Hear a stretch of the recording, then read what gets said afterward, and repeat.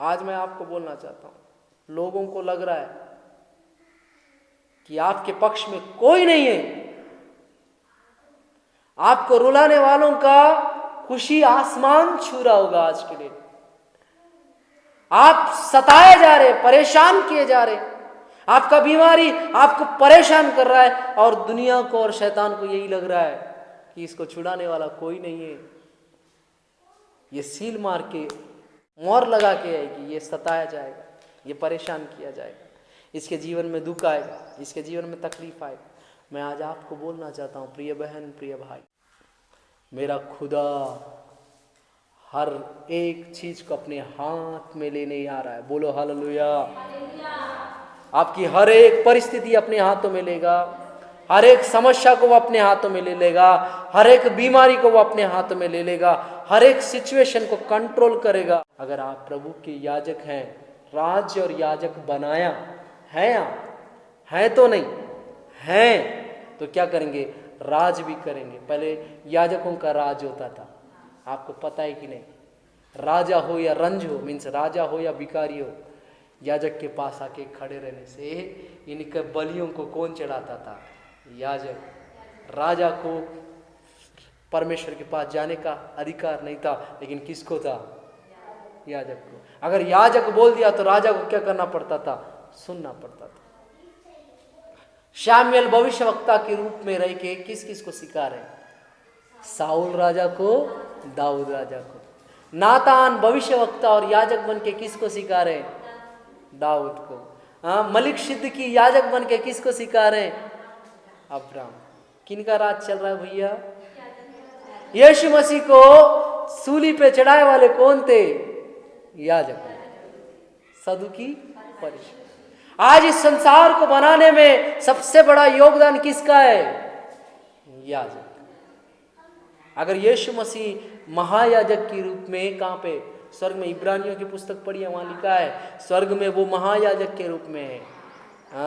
अगर महायाजक पूरा संसार पे शासन कर सकता है तो याजक तो एक जिला का शासन करना जानना चाहिए।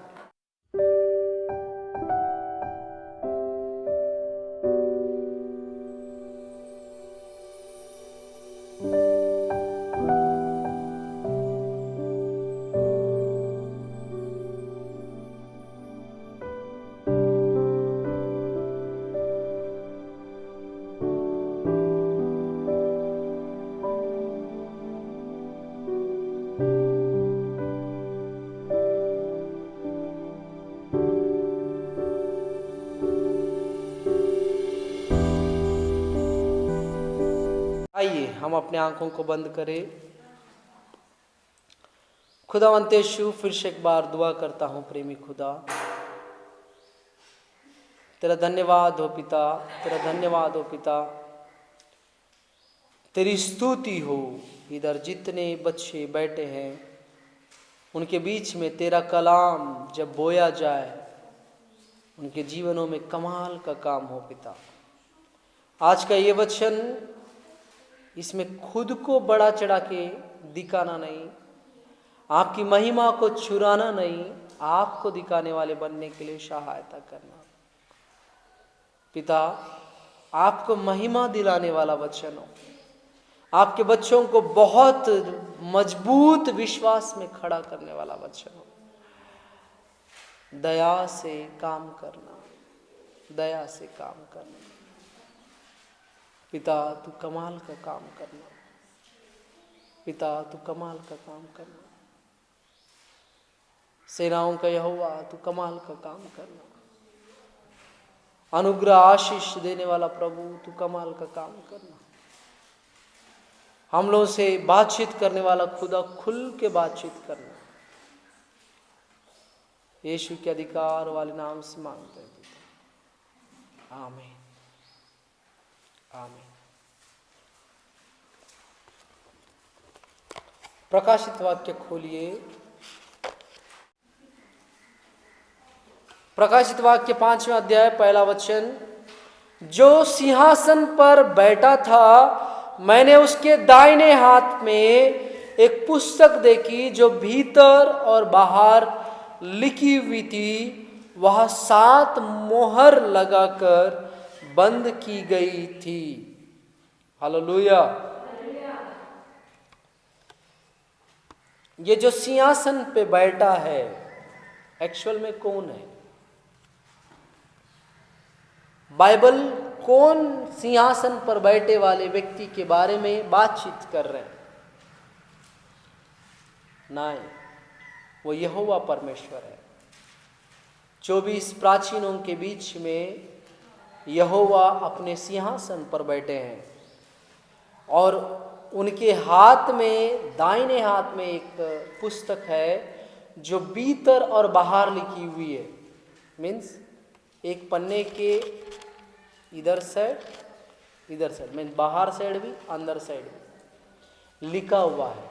पहले क्या होता था, चर्म के पत्र जो रहते थे उसमें कोई एक साइड ही लिखा जाता था, या ताड़ पत्ते जो होते थे उसमें एक ही साइड लिखा जाता था। ताम्र पत्र ऐसे करके जो भी है, तो ज्यादातर यहूदी लोग चर्म के पत्र यूज करते थे। चमड़े के जो बड़े बड़े, क्या बोलना चाहिए, चमड़े का बड़ा बड़ा पन्ना टाइप का, उसके ऊपर लिखे जाते थे। ये अंदर नहीं रहता था, या अंदर लिखते तो ऊपर नहीं रहता था, कोई एक से। तो यहाँ पे जो बुक देख, आप अभी देखो कितना पतला पन्ना है, इधर उधर दोनों साइड लिखा हुआ।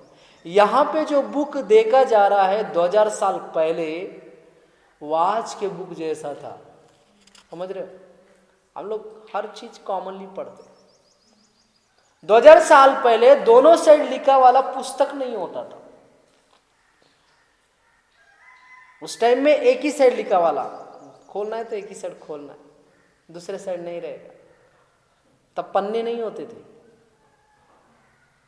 आज क्या दर्शन, जब ये क्या बोलना चाहिए, यूहन्ना देख रहे हैं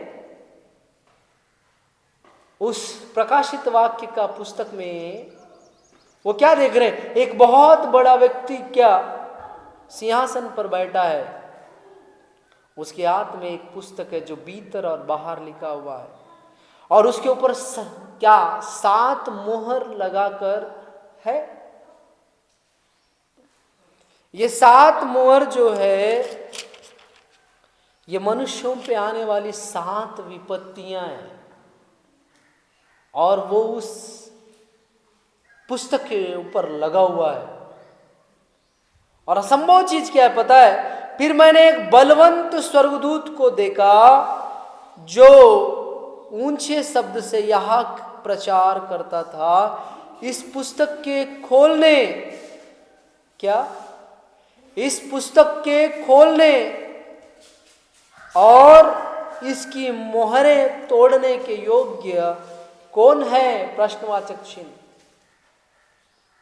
कौन है? इस पुस्तक को तोड़ेंगे तब जाके खोलेंगे ना। ये मोहर तोड़ने और इस पुस्तक के, क्या मैं कंफ्यूज हो रहा हूं। बच्चे हल्ला कर रहे हैं ना। आप लोग बाहर जाओ बेटा, जाओ। आप लोग इधर मत रहना, आप लोग को समझ में भी नहीं आएगा। आप बाहर जाओ और उधर गेट पे रह के हल्ला मत करना ना। हाँ, जाओ बाहर जाओ, हल्ला मत करना। आप लोग बड़े लोग बनने वाले हो, ऐसा नौटंकी नहीं करना। हाँ। फिर मैंने एक बलवंत स्वर्गदूत को देखा जो ऊंचे शब्द से यह प्रचार करता था, इस पुस्तक के खोलने, इसकी मोहरें तोड़ने योग्य कौन है?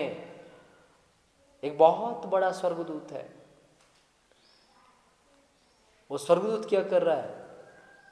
प्रचार कर रहा है। क्या प्रचार कर रहा है? स्वर्ग में कि एक पुस्तक यहोवा के हाथ में है, सर्वशक्तिमान के हाथ में है, वो अति प्राचीन के हाथ में है। नहीं, अति प्राचीन तो यीशु मसीह के विषय में लिखा हुआ है शायद। मैंने एक अति प्राचीन व्यक्ति को देखा। नहीं, अति प्राचीन छोड़िए, यहोवा के हाथ में एक पुस्तक है। उसको खोलने के लिए, उसके मुहरें तोड़ने के लिए कौन है करके वो चिल्ला चिल्ला के प्रचार कर रहा है। असंभव बात है ना। और नीचे लिखा, परंतु ना स्वर्ग में, ना पृथ्वी पर, ना पृथ्वी के नीचे कोई उस पुस्तक को खोलने या उस पर दृष्टि डालने की योग्य नहीं। आपको पता है यहाँ 3 चीज बता रहा है, ना स्वर्ग में, ना पृथ्वी पर, ना पृथ्वी के नीचे। पृथ्वी के नीचे क्या है? बहुत सारे भविष्यवक्ताओं का, बाइबल के पंडितों का मानना है अधोलोक कहीं और नहीं है, पृथ्वी के नीचे में है। रशिया का सरकार शायद 12 किलोमीटर गड्ढा खुदवाया पृथ्वी में, 12 किलोमीटर अंदर। वहां से अजीब अजीब साउंड आना स्टार्ट हो गए, तो डर के वो गड्ढा बंद कर दिए। एक प्रोजेक्ट चल रहा था, इस पार से उस पार हो जाएंगे करके, हम लोग पृथ्वी की इधर से उधर खोदेंगे करके। वहां भी कीड़े जिंदा रहते हैं बोलते, जबकि इतना हाई टेम्परेचर है कि पृथ्वी के कुछ पदार्थ तो सह ही नहीं सकते। 12 किलोमीटर का गड्ढा पृथ्वी को जब खोदा गया, तो साइंटिस्ट का कहना है कि उस गड्ढे के अंदर से कुछ कुछ आवाज आते थे। फिर इन लोग रुक गए, कहीं अधोलोक तो नहीं है सच में। और सेम यही नीचे वाला शब्द के विषय में मैं कल कहाँ पढ़ रहा था, गलातियों में पढ़ रहा था शायद, वो पृथ्वी के निचले स्थानों में चले गया करके। एक बार खोल के देख ही लेते हैं, गलातियाँ हैं कि कुरंतियाँ हैं, मेरे को आइडिया नहीं है, एक दफ़ा देखने दो। हाँ, गलातियाँ नहीं है, कुरंतियाँ होना चाहिए।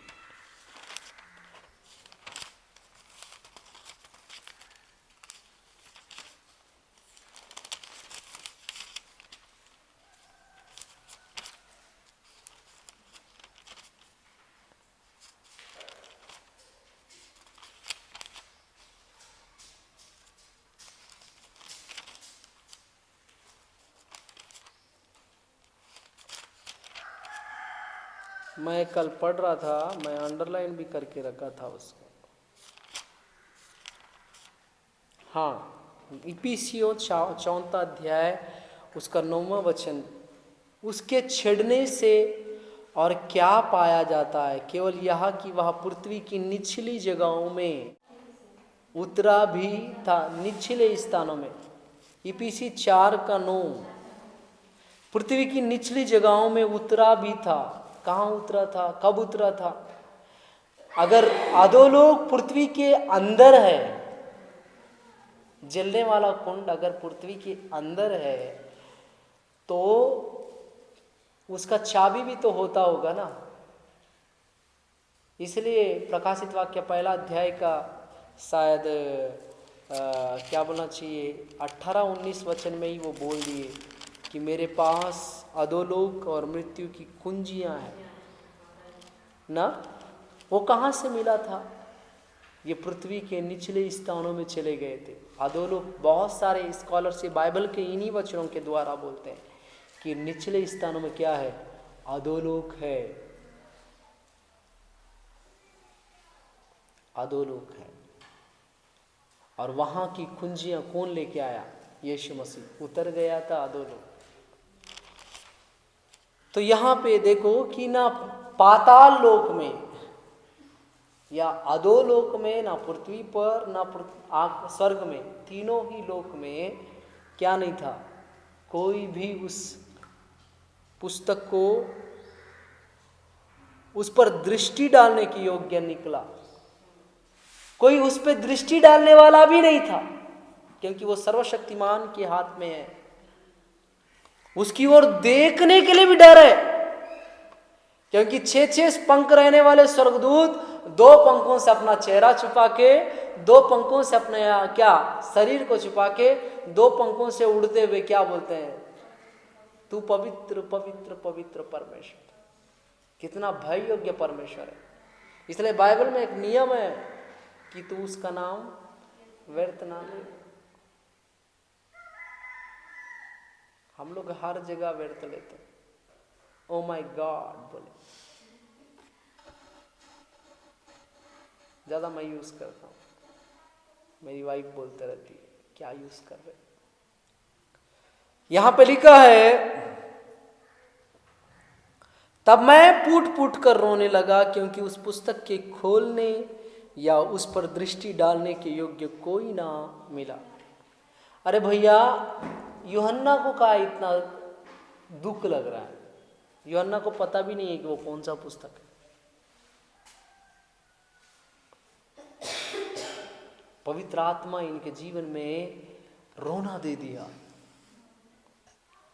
कोई उस सर्वशक्तिमान के हाथ का वो पुस्तक को देखने के लिए भी हिम्मत नहीं कर रहा, ना पृथ्वी पे,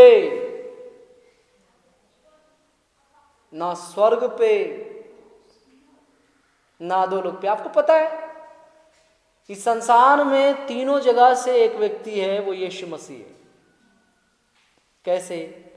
परमेश्वर तो स्वर्ग का राजा है, वो पृथ्वी का नहीं है। पृथ्वी का भी राजा है लेकिन स्वर्गवासी है।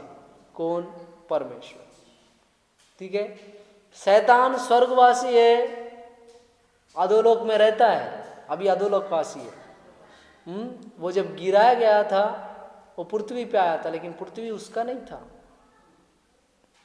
वो गिराया गया था, चोर के समान आया था। और ये तीनों को कनेक्ट करने वाला कोई शख्स है तो वो यीशु मसीह। कैसा? पृथ्वी पे जो व्यक्ति जिंदा होता है उसका कनेक्शन अधोलोक से है और स्वर्ग से है। या तो अधोलोक जाएगा या तो स्वर्ग जाएगा। और इस संसार में शैतान स्वर्ग में पैदा हुआ था, पृथ्वी पे नहीं। इसका मतलब वो पृथ्वी से कट रहा है, वो तो पृथ्वी को नाश करना चाह रहा है। लेकिन यीशु मसीह पृथ्वी पे इंसान बन के जन्मा, उसका कनेक्शन पृथ्वी से भी था, स्वर्ग से भी था और अधोलोक से भी था ना। समझ में आ रहा? अरे अधोलोक का चाबी किसके पास था? तो ये यीशु मसीह जाके लड़के ले लिए शैतान के पास। क्यों शैतान के पास अधोलोक का चाबी क्यों?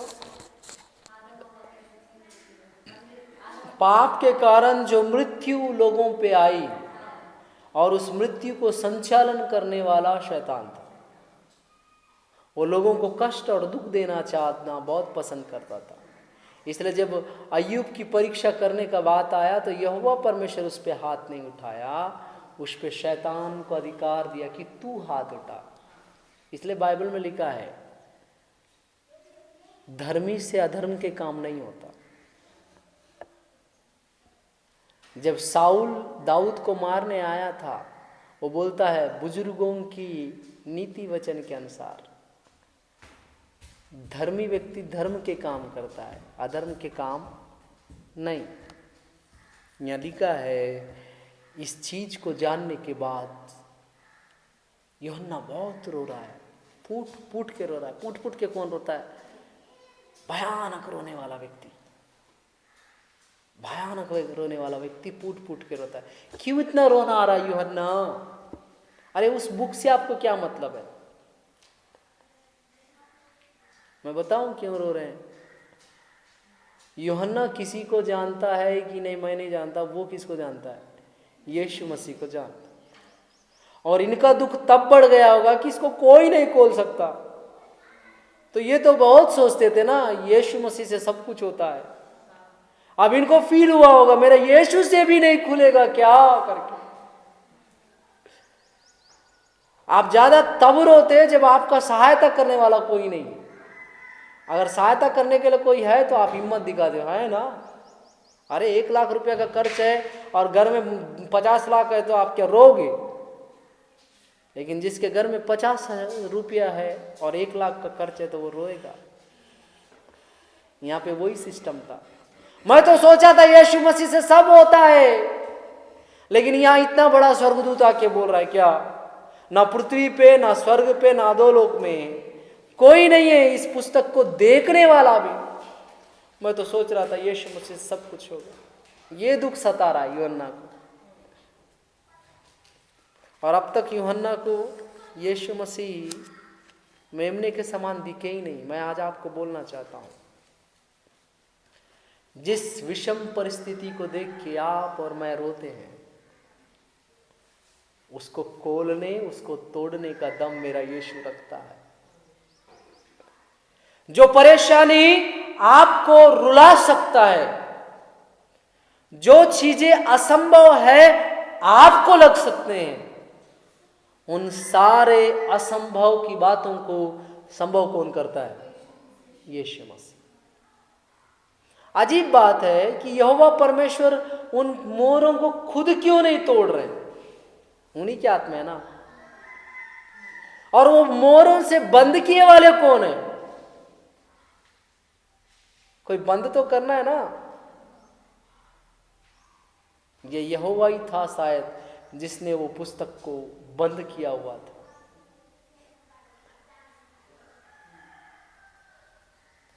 उनके हाथ में एक बुक है जिस पे 7 मोहरें लगी हुई है। वो पुस्तक बनाने वाला कौन होगा?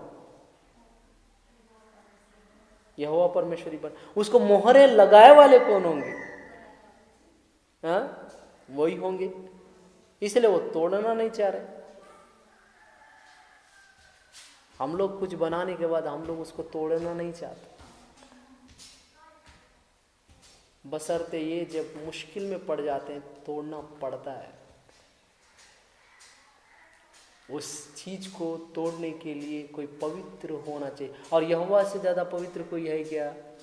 नहीं। लेकिन वो तो आत्मा है, निराकार है। इसलिए आपको पता है कि नहीं, मैं आज पढ़ रहा था, मूसा को बोलता है, ए मूसा क्या देख रहे हो? अपना डंडा उठा, समुद्र की ओर दिखा। यहोवा अपने आप से कुछ करना छोड़ दिया, वो इंसानों से करवाना चाहता है, या स्वर्गदूतों से करवाता है, खुद से कुछ करना नहीं चाहता। सदोम गोमोरा अमोरा को जब बर्बाद करना चाह रहा था, स्वर्गदूतों को क्या किया? भेजा। खुदा के नाश कर सकते हैं?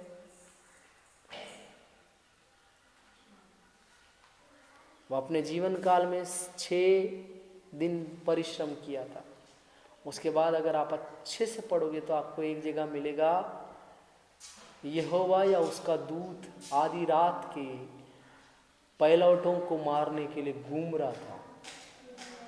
यहोवा का दूत या यहोवा वो एक चीज अपने से किया, क्योंकि उनके बेटों पे बाइबल में लिखा है कि इज़राइल को वो अपना जेठ मानता था, ज्येष्ठ मानता था। तू मेरे ज्येष्ठ पुत्र को जाने दे, वरना मैं तेरे ज्येष्ठों को मारूंगा।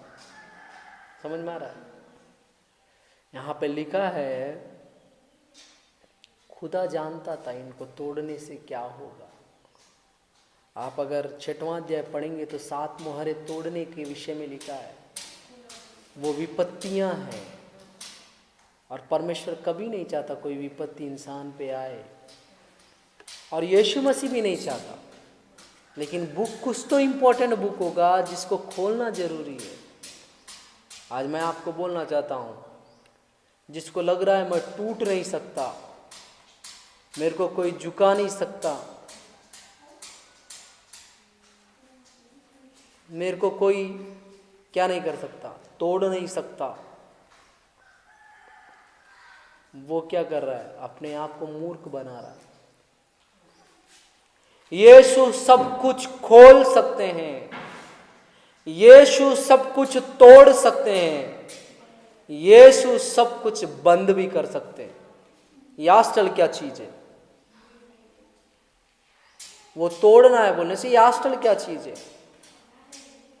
वो एक छुटकी बजाएगा, ऑटोमेटिक आस्टल टूट जाएगा।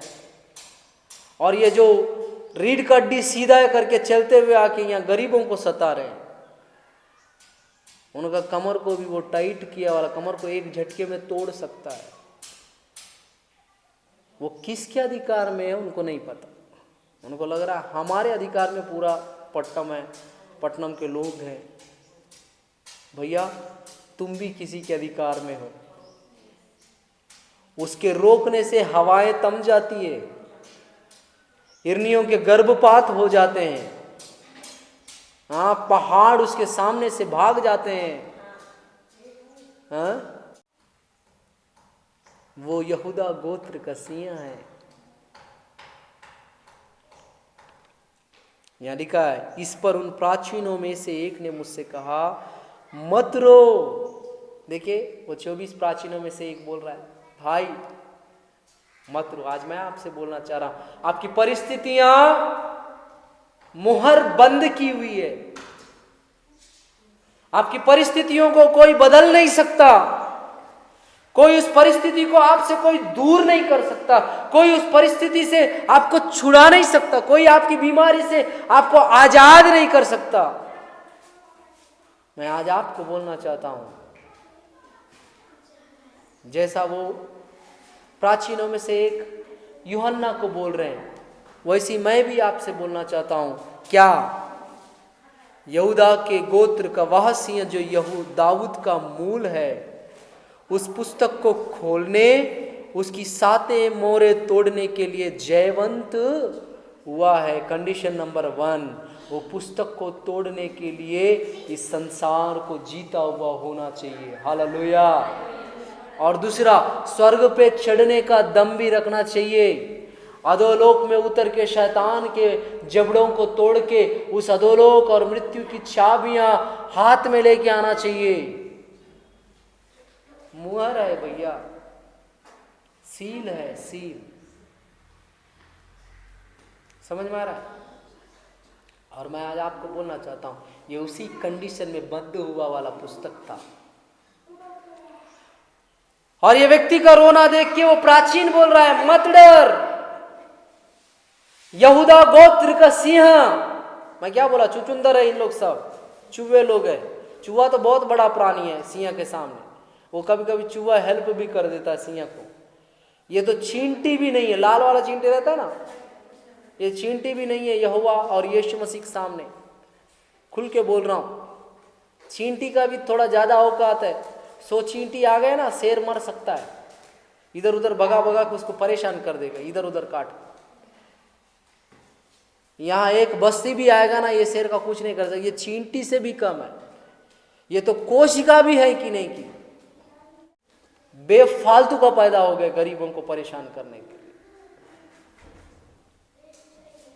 यहां लिखा है कि ये सब देखा वाला एक प्राचीन आके बोल रहा है, मत रो। आज मैं आपको बोलना चाह रहा हूं, रोने वाला कौन था? एक इंसान था, एक इंसान था। आज रोने वाले कौन है? एक इंसान। और रोने वालों के अंदर का स्पेशलिटी बात क्या था? वो यीशु से प्रेम करता था, यीशु पे विश्वास करने वाला था। आप और मैं कौन है? यीशु पे विश्वास करने वाले, हाँ, यीशु के चेले। आज मैं बोलना चाहता हूं, आपका रोना मेरा खुदा देख रहा है। प्राचीन आएंगे कि नहीं? आपको पता बाइबल में क्या लिखा है? जगह जगह प्राचीनों को खड़ा करो करके तीतुस को या तिमुथियुस को कौन बोलते हैं? पौलुस बोलते हैं। प्राचीन मीन्स प्रभु के जन। वहां प्राचीन 24 प्राचीन जो लोग हैं वो अपना जो भी है, लेकिन यहां कोई प्राचीन है तो प्रभु का जन है। आज ये प्रभु का जन आपको बोल रहा है, रोने का जरूरत नहीं है। घमंडियों का कमर तोड़ने वाला खुदा हमारे साथ है। घमंड से चिड़ी हुई आंखों को नीचे करने वाला कौन है? परमेश्वर हमारे साथ है। अरे भैया, पंखों से संगीत बजाने वाला स्वर्गदूत को नहीं छोड़ा, जो तुम्हारा पिता है, सर्प के संतानों तुम्हारा पिता है, उसी को नहीं छोड़ा। तुम कौन से खेत के मूली हो? कभी भी याद रखना, आपके अगेंस्ट में कितने लोग भी आए, वो मसीह हो, अन्य जाति हो, अगर आप सही है ना, उनका कमर तोड़ने का ठेका कौन लेके रखे? परमेश्वर। आपको कुछ करने का जरूरत नहीं, उनके लिए बस दुआ करना, खुदा उनको माफ कर। आप माफी मांग रहे हैं, लेकिन परमेश्वर उनको आग में भूंजने का प्लानिंग लगा रहा। और नीचे लिखा है, तब मैंने उस सिंहासन और चारों प्राणियों और उन प्राचीनों के बीच में मानो एक वध हुआ मेमना खड़ा देखा। वध हुआ मेमना, मेमना, भेड़, मेढ़ा नहीं, मेमना। मेमना मीन्स भेड़ का पुरुष बच्चा या स्त्री बच्चा, जो भी है, एक छोटा सा बकरी का बच्चा। वध किया वाला मीन्स मरा वाला मेमना देख रहे हैं। और ये मेमना कौन है? हालेलुया। दुनिया को लग रहा होगा यीशु मसीह मर गया, कुछ नहीं करेगा। मसीह लोगों को कितना भी सताओ, कितना भी रुलाओ, कितना भी कुछ करो, कुछ नहीं होने वाला है। उनका खुदा तो मरा वाला है। मैं आज बोलना चाहता हूं इस संसार के ज्ञानवानों, मेरा खुदा मर तो गया था लेकिन आज वो जीवित है। मरा सच है, मेरा खुदा मरा सच है, लेकिन मुर्दों में वो पैर लौटा है।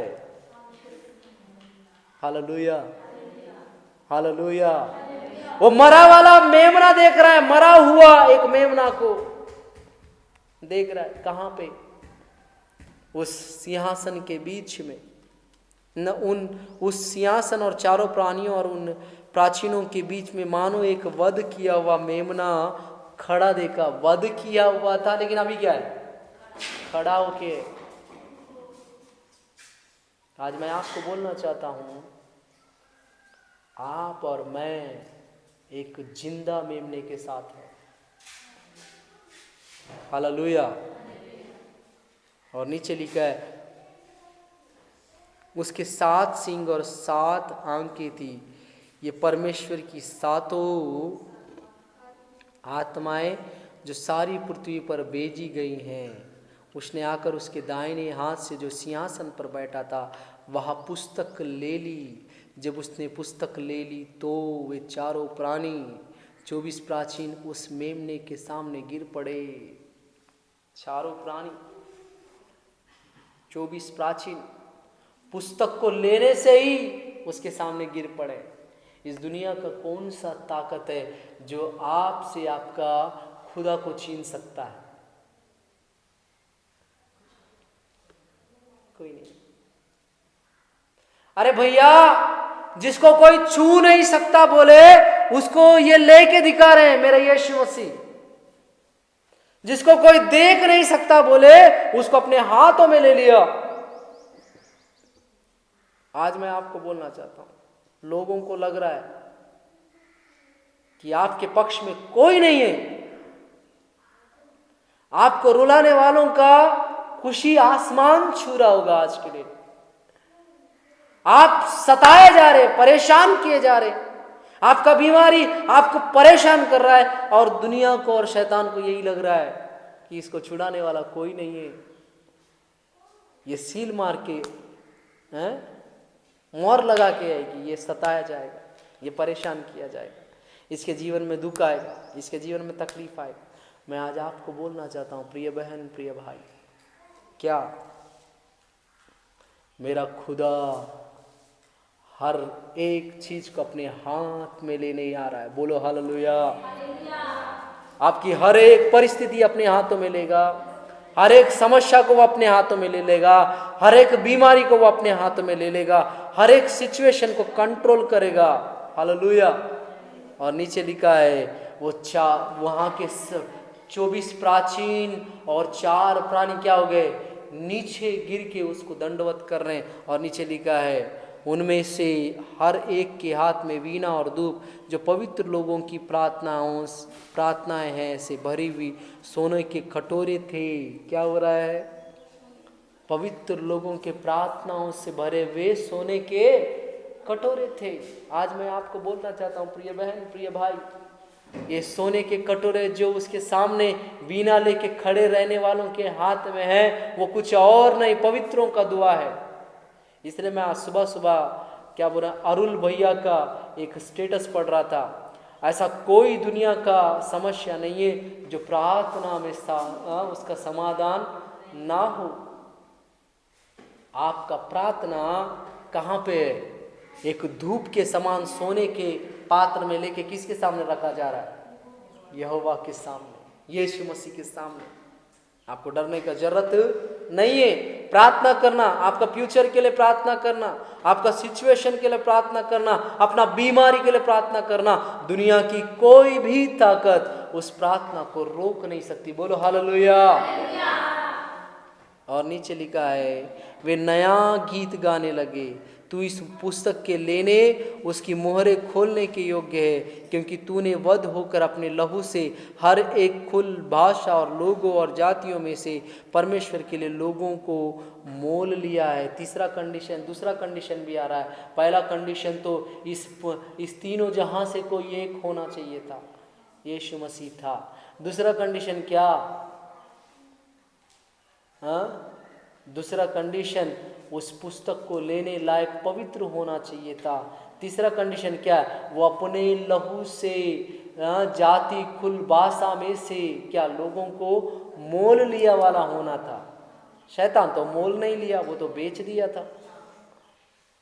और ये सारा कंडीशन मेरा यीशु पूरा करता है। हालेलुया। और उन्हें हमारे परमेश्वर के लिए एक राज्य और याजक बनाया, और वे पृथ्वी पर राज्य करते हैं। लास्ट वचन देखो क्या लिखा है, उन्हें हमारे परमेश्वर के राज्य और याजक बनाया। वो क्या करते हैं? पृथ्वी पे राज करते हैं।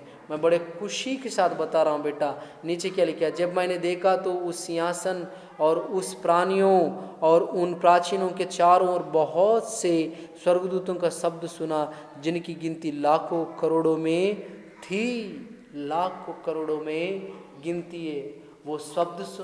उसके नीचे का बहुत बड़ा स्टोरी, आप वो छोड़ दीजिए। मैं आज आपको बोलना चाहता हूँ, एक और वचन पढ़ते हैं। वे ऊंचे शब्द से कहते थे, वध किया वाला मेमना की सामर्थ और धन, ज्ञान और शक्ति, आदर, महिमा, धन्यवाद के योग्य है। क्या क्या है?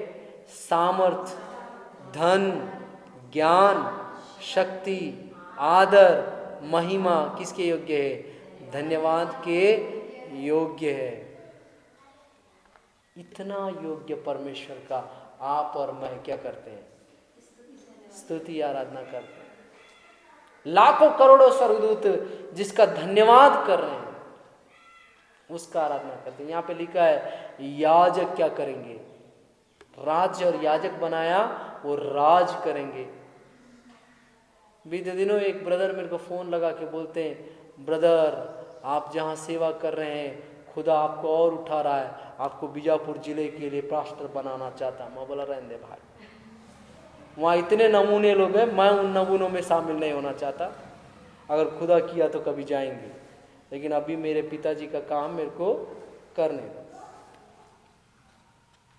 मुंबई का पास्टर है, उसके अंदर एक जलन है बीजापुर के पास्टरों के प्रति। पता नहीं दुआ कर रहे थे तो मैं दिख रहा था बोलते। फिर उनको समझ में आया कि बीजापुर के लिए भी मेरे को चुना गया। अब बताओ, पट्टम मेरा है, बीजापुर मेरा है। एक दिन क्या पता कोई आके बोले छत्तीसगढ़ भी आपका। अगर आप प्रभु के याजक हैं, राज्य और याजक बनाया है, आप हैं तो नहीं हैं तो क्या करेंगे? राज भी करेंगे। पहले याजकों का राज होता था, आपको पता है कि नहीं? राजा हो या रंज हो, मीन्स राजा हो या भिखारी हो, याजक के पास आके खड़े रहने से इनके बलियों को कौन चढ़ाता था? याजक।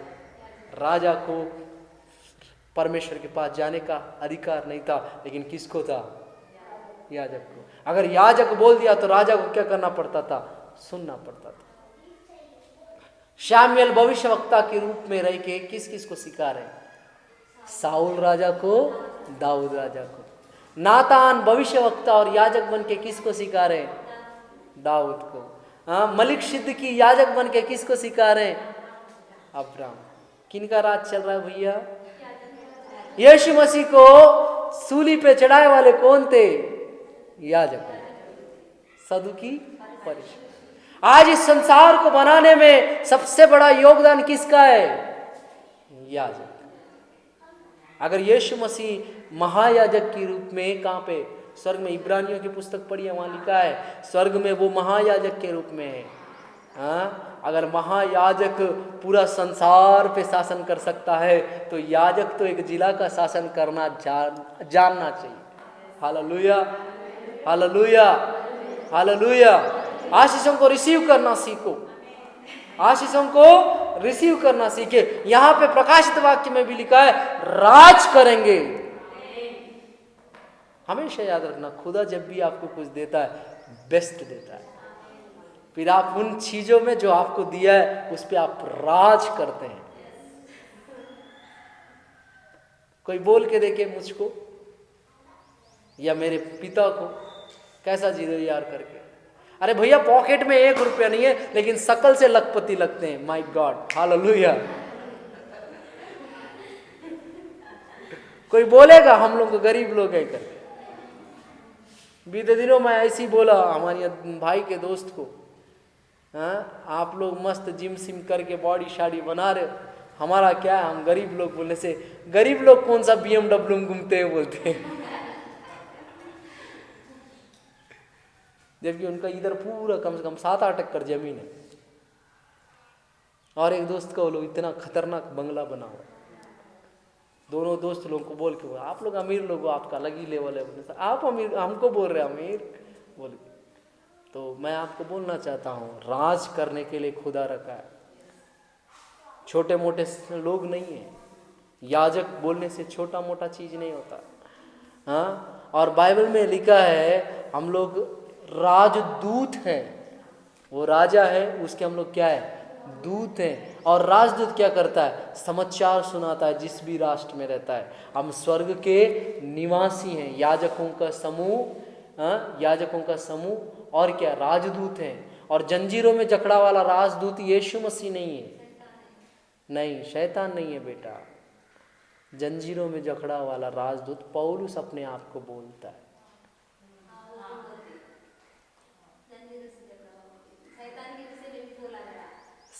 शैतान के विषय में सिर्फ दूत बोला गया, राजदूत नहीं बोला गया। जंजीरों में जकड़ा वाला दूत कौन है अंटे, शैतान। दूत, राजदूत उस राज्य का दूत नहीं है शैतान कि उसको राजदूत बोला जाए। पौलुस खुद को बोलता है इफिसियों की पत्री 6वां अध्याय का लास्ट वचन में, मैं जंजीरों में जकड़ा वाला राजदूत हूँ। कौन सा जंजीर है, यीशु मसीह के मोहब्बत के जंजीर, उसको जकड़ रहे हैं। आज हमारा कोई एम्बेसडर बोलते हैं, राजदूत इजराइल में है तो वो भारत का होना चाहिए। कोई भी समस्या आने से राजदूत का काम क्या होता है पता है, एक तो भारत वाला राजदूत है, इजराइल में हो, भारत के किसी भी कोने में, मीन्स वर्ल्ड के किसी भी कोने में अगर वो भारत का राजदूत है तो उस जगह में रहने वाले भारतीयों के लिए वो हेल्प के लिए खड़ा होगा, पहला चीज। दूसरा चीज ये कि यहां का कोई भी न्यूज़ हो जो उस देश से वार्तालाप करना है तो यही राजदूत जाके वार्तालाप करेगा। और ये पुराने नियम में क्या होता था, एक राजा युद्ध के लिए हो या मिलाप के लिए हो अपने राजदूत को भेजता था। अपने राजा का एक दूत रहता था, वो दूसरे राज्य के, दूसरे देश के राजा के पास जाके अपने राजा का चीज बताता था। हमारे पास राष्ट्रपति है ना, कौन है, द्रौपदी ना, वो माता जी क्या है, राष्ट्रपति हैं। और हमारे भारत देश से कोई ना कोई राजदूत हर एक देश में रखा गया है, उसको वहां का सरकार कुछ नहीं कर सकता। और वहां जो लोग भारतीय होंगे उन लोग अगर कुछ उनके ऊपर अत्याचार हो रहा है, प्रॉब्लम हो रहा है, उन लोग क्या करेंगे, इस राजदूत का हेल्प लेंगे। लास्ट टाइम कोरोना जब हुआ था, बहुत सारे राजदूत लोग जो हमारे भारत के उस पार थे उन लोग अपने देश के लोगों को इधर भेज रहे थे। ऐसे हम लोग स्वर्ग के लोग हैं और इस धरती के लिए क्या है, राजदूत है। यीशु मसीह राजदूत नहीं है, हम लोग राजदूत हैं। और जंजीरों में जकड़ा वाला दूत जो था, स्वर्गदूत जो था, वो शैतान था, वो राजदूत नहीं था। स्वर्गदूत अलग चीज है, राजदूत अलग चीज है। राज्य वाले जो अपने दूतों को भेजते हैं, अपने लोगों को भेजते हैं, उसको राजदूत बोला जाता है। टूरिस्ट का बात नहीं कर रहा, उसको अथॉरिटी मिले रहता है, वो दोनों के बीच का खड़ी रहता है। समझ में आ रहा है? और यीशु मसीह हमको राजदूत बनाया। क्यों बनाया? हम लोग स्वर्ग का चीज क्या करना है? लोगों को बताना है। दूसरा क्या? इधर कोई व्यक्ति समस्या से है, जो उधर का व्यक्ति है, यहाँ समस्या है, तो इसका समाधान हमको करना है। इसलिए हम लोग राजदूत हैं और याजक हैं, तो राज्य करेंगे ही। हालेलुया। और अपने समस्या को देख के बोलना, तू मेरे पे राज नहीं कर सकता, यीशु के अधिकार वाले नाम से मैं तुझ पे राज करूंगा।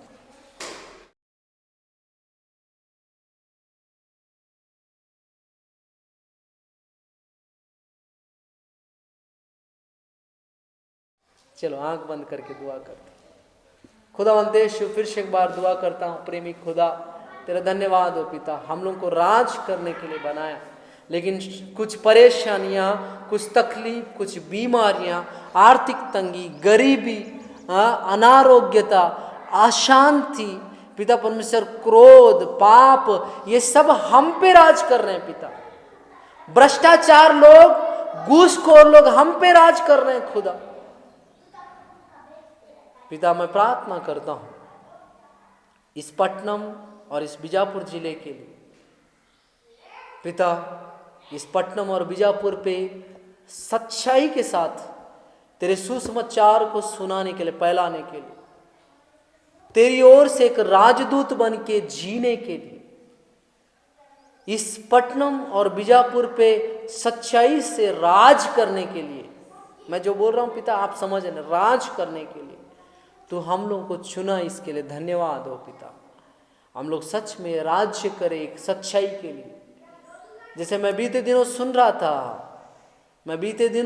रहा था नारायणपुर में आत्मानंद करके एक अच्छे व्यक्ति थे।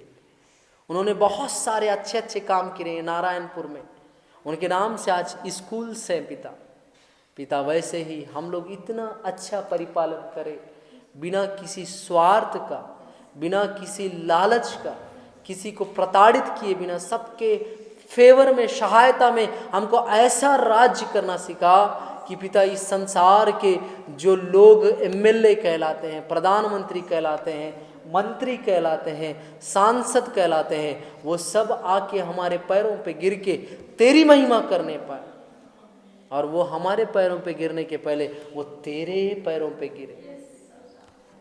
हम प्रार्थना करते हैं, इस संसार की शक्तियों से हम लोग लड़ नहीं सकते, लेकिन तू हम लोग को इतना मजबूत और हिम्मत वाला बना कि दुनिया की हर एक ताकत से लड़ के जय पाए। और जैसे यहोशू से तूने कहा था तेरे सामने कोई टिक नहीं पाएगा, वो सामर्थ को आज यीशु के अधिकार वाले नाम से ये वचन सुनने वाले लोगों के बीच में पिता परमेश्वर मैं खुद के ऊपर लागू करता हूं। हमारे सामने कोई टिक ना पाए पिता। जब भी हम लोग कोई बात करे, आगे वाला का यीशु के अधिकार वाले नाम से बोलती बंद हो जाए, वो उसके अंदर भय छा जाए, उसका हृदय घबराहट से भर जाए। हम लोग जब बात करें उसका आत्मा घबराया जाए पिता। वो कोई भी अधिकारी हो, वो तहसीलदार हो, एसडीएम हो, कलेक्टर हो, कमिश्नर हो, पिता परमेश्वर वो बाबू हो, वो पटवारी हो, या पिता परमेश्वर वो एसआई हो या एसपी हो, पिता परमेश्वर वो राज्यपाल हो, राष्ट्रपति हो, प्रधानमंत्री हो, मुख्यमंत्री हो, गृह मंत्री हो, दुनिया का कोई भी अधिकारी हो, जिसके सामने हम लोग बात करने से यीशु के अधिकार वाले नाम से आज से ये हो कि उसका बोलती बंद हो जाए पिता। वो डर के जो हम चाह रहे हैं वो करे पिता। मदद कर पिता, मदद कर। इस वचन को सुन के, समझ के अपने जीवन को इस वचन के अनुसार चलाने के लिए मदद करना पिता। हम लोग तेरे याजक बन के राज करने के लिए मदद करना। हमारे मुंह से निकलने वाला हर एक बात शासन बन जाए पिता, सहायता कर। हमारे मुंह से निकलने वाला हर एक शब्द पूरा होते जाए पिता। आदर महिमा तुझको देते हुए यीशु नाम से मांगते हैं पिता, आमीन।